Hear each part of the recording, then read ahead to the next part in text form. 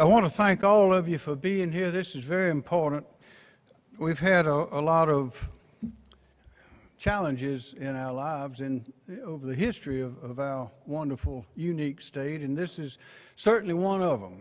I don't know we've ever had anything quite like this, but I am confident that as reflected by those of you who have agreed to serve as a part of Accelerate South Carolina, which is to take us back to full economic vigor and competition where we were and beyond before the pandemic hit us, just looking at the talent and the experience and knowledge and understanding here represented in this room gives me great confidence once again in the people of South Carolina and what we're able to do. And unlike other places, we work together so very closely. It's like a family. And as a lot of our business leaders have said from other parts of the world, they say South Carolina's a handshake state. When somebody gives their word, they keep it. And we work together for the benefit of all concerned. And I think that our response to this pandemic in our state has illustrated that again, because the compliance, the understanding, and the insight into things and the loyalty to one another, being good neighbors, has been demonstrated vividly in places all over our state. And recently down in Hampton County with the tornadoes, and I think the last count is we had 26 of them altogether. One of them was, I think, over 30 miles long, 3/4 of a mile wide, with speeds up to 165 miles an hour. Recently in the tornadoes, we've had more tornado activity in last week than we've had ever before in our state. But as a sign of South Carolina, as you know, we had linesmen coming in from different power companies around surrounding states, and as well as parts of South Carolina, to restore power to those people in those counties, Oconee and Pickens, Hampton, Orangeburg, Calhoun, and others. And it was the most interesting thing because those homes were devastated in those areas. Yet the information I got back from the power companies was all these visiting workers who were working to put the lines up were a little bit sad to see the lines all up, because that meant they had to go home and they wouldn't be able to eat all the fried chicken and all the other things that were being cooked for them in the churches, and those homes still standing.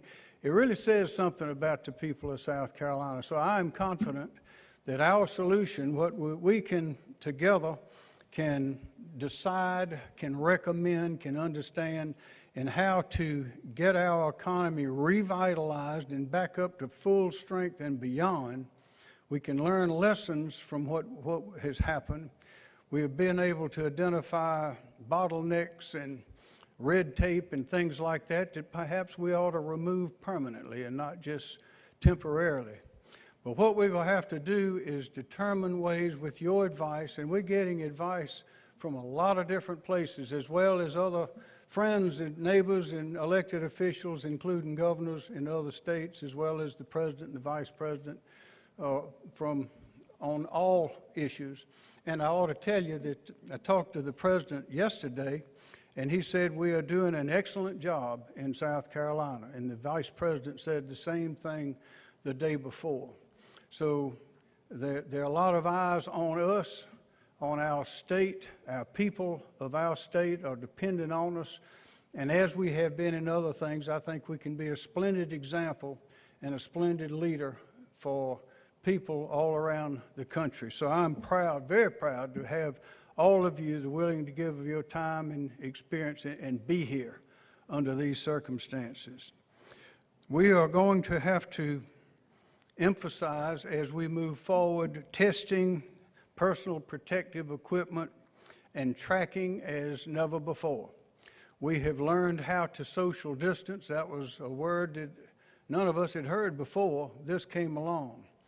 But I'm happy and proud to say that our people know how to do that now. So while we had to learn how to do that coming in, we know how to do it now as we get out and as we lift the restrictions that we've placed on our businesses and on ourselves. And on that, I need to tell you that we did it a little bit differently from most of our other states. There were some others along with us who, instead of trying to list all the essential and non-essential businesses and make decisions back and forth, we looked at which businesses, which activities were those that presented the great risk, that we could isolate those activities, hold those activities down. So we came with you would call it a lighter touch than they used in other states. You remember we started with the restaurants, and then we went from there to the beauty parlors and barber shops, and there are a lot of us right now that are dying for a haircut, so I can't wait. And then we went on to the small retailers, and along the way we had the beaches. We wanted the local authorities to handle the beaches, and then it turned out that they were being overwhelmed, so we took that over. And just recently we relaxed our supervision of those beaches and turned that back over to the local mayors and councils, and they made their decisions. They made their wise decisions whether to keep them open or keep them closed. But because we went in looking for those areas of high concentration of people, physical contact, close contact, because we limited the strength of our operations there, we're able, I believe, to come out of it. Now that we've learned how to social distance and all things connected with that, we can come out without having gone in as deeply with as much cause of needing repair than some of our neighbors have.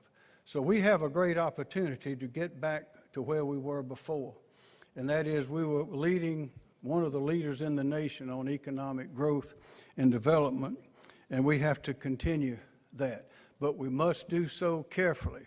The last thing any of us want is to have a relapse, as they would call it in medical terms, where you think you're well and you go back about your business, and then all of a sudden, whatever the illness or disease was, hits you harder than it did before. That could happen. It's probably going to happen in some places, but we do not want that to happen here. So I'm confident with the insight and the advice and guidance that this group can give, along with that other groups will be given around the state, other local groups. I'm confident that we can work our way out of this with great success. We want to go as quickly as we can, as safely as we can, to restore our economic vigor while also restoring our personal health. Just a couple of last points. A lot of money has been provided coming from the federal government.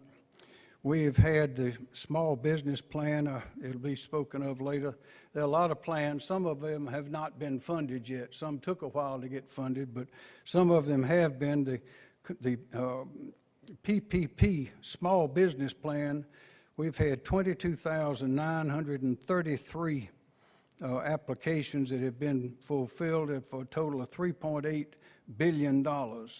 That was part of the $350 billion package passed by the Congress, and there's $310 billion more coming that will be split up, and I understand it's on a first-come, first-served basis, so our businesses should go to their bankers and be ready, because when the money runs out, it'll be gone.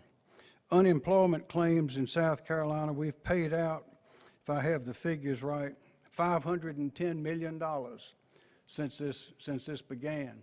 So a lot of our people who unfortunately are out of work because of the virus are able, some of them we hope, most of them we hope, to find some unemployment relief from one of these avenues. But we don't want any more deaths. We don't want any more. We just don't want any more. We know there are going to be some. It's inevitable. But we want to do the best we can in this forum for advice and guidance to keep us going, to keep us alert, and to take us back to where we were before this came and beyond.